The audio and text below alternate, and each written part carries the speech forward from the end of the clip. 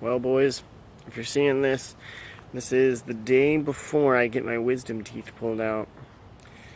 It's gonna suck. It's gonna suck a big beefy dick. Well, well, look at me. I look like I'm 12 again. What is up, guys? It is time for week 2's studs, duds, and predictions. Sorry, this video is coming up a little late. It's just after the Texans making the Bengals look like they're bitch, like they always fucking do. Woo! Alright, well, Steve is back in town, but he's a little fucking jet lagged, so he's taking a fucking rest right now. But he did give me his studs, his duds, and his predictions. This video is coming up a little late because I had plans today, and then I didn't want to make it while the Texans game was going on. And then tomorrow's the big old day where I get my mouth violated by people. So you're not gonna get this for a little bit. It might come out Saturday, it might come out tomorrow, depending on how I'm feeling. But because you're gonna get a special outro. But regardless, I gotta get up early for it. So let's just get into it. So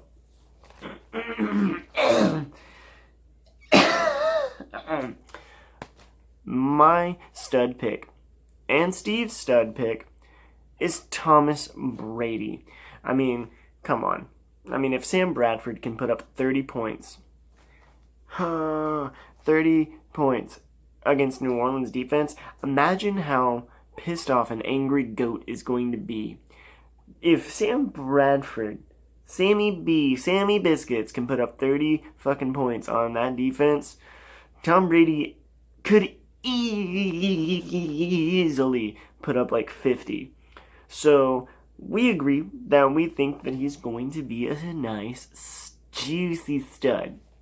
As far as duds go, sticking with this game, I'm going to have to go on a limb here, and I'm going to say Mike Gillislee. Now, obviously, I could see a game, I could see Mike Gillislee having one of those games where he's like, ooh, look at us, we're on the 1 yard line. Here you go, Gilly.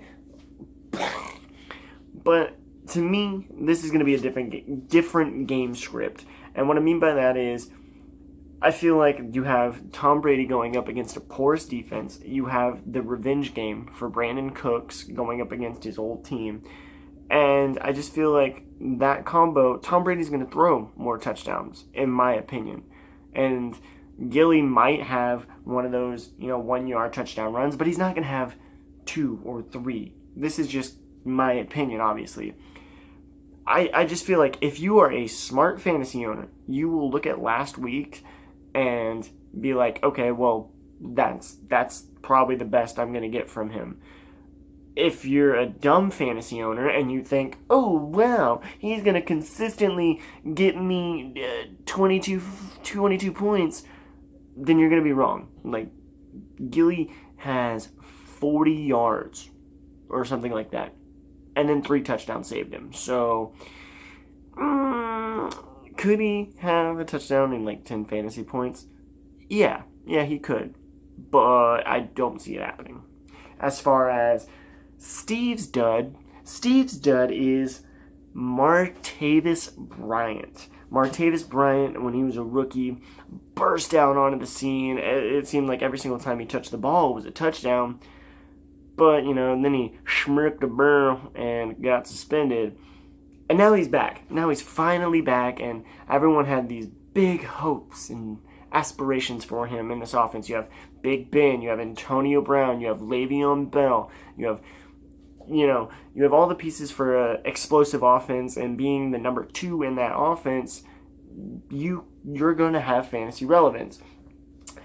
But he put up a stinker in Cleveland. He only had 1.8 points, I think, something like that. And now he's going up against Minnesota. Now, in my personal opinion, I feel like Martavis is going to have a bounce back game. I mean, look at it this way. Antonio Brown's probably going to be doubled. And Martavis, it's hard to not beat 1.8 points. I feel like he'll bounce back, but that's Steve's dud, so I'm just telling you all the points that he told me. Now, let's go into our locks of the week, our guaranteed wins. Again, according to that website, footballlocks.com, check them out. So, Steve is actually sticking with the New England game. Steve has New England as a lock to beat New Orleans. I mean, take everything I said about Tom Brady and Sam Bradford, I feel like Tom Brady's pissed, and that team is going to be hungry for a win. So that's a good pick, Steve. But as for me, I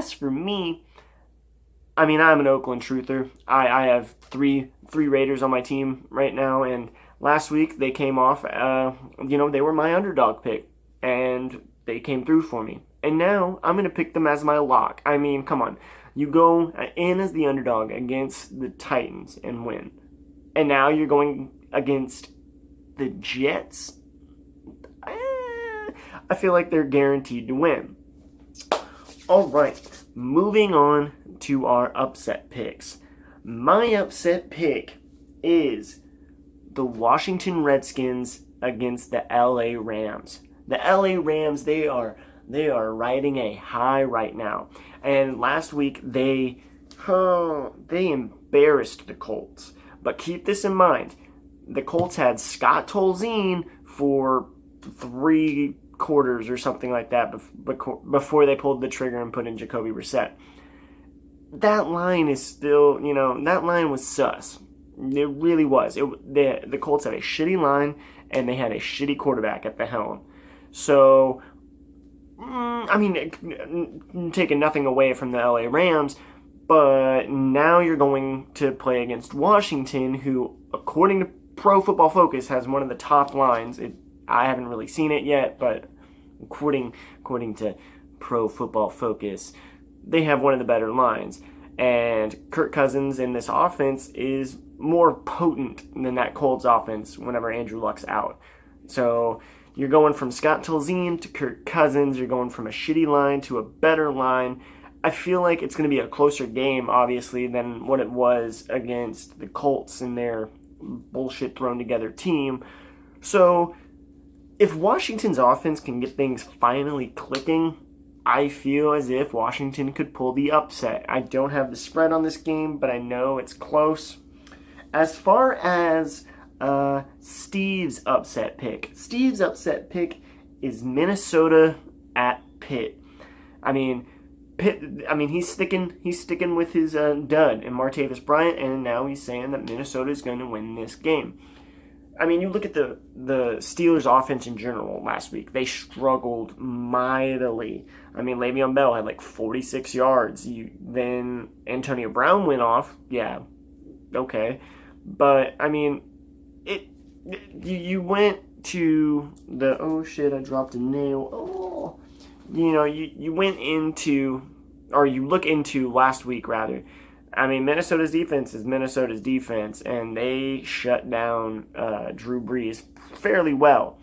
Obviously, that's not, the same Saints team as it was last year because they don't have Willie Snead, But, it's still a very good defense. And if the fucking Steelers struggled against the Browns, well, they might struggle here against Minnesota. But Pittsburgh is at home, so Big Ben always plays better whenever he's at home. So we'll see. But that's going to wrap it up, guys. Like I said, I just needed to get this video done. And, yeah, just get it out of the way, because now it's time for me to pass out before getting my mouth fucked. So, good luck to everybody in week 2, and I hope you enjoy this silly little outro. Peace! Hey, Christians, you already know what time it is. It's time for the sick-ass outro. I can't feel my face over here.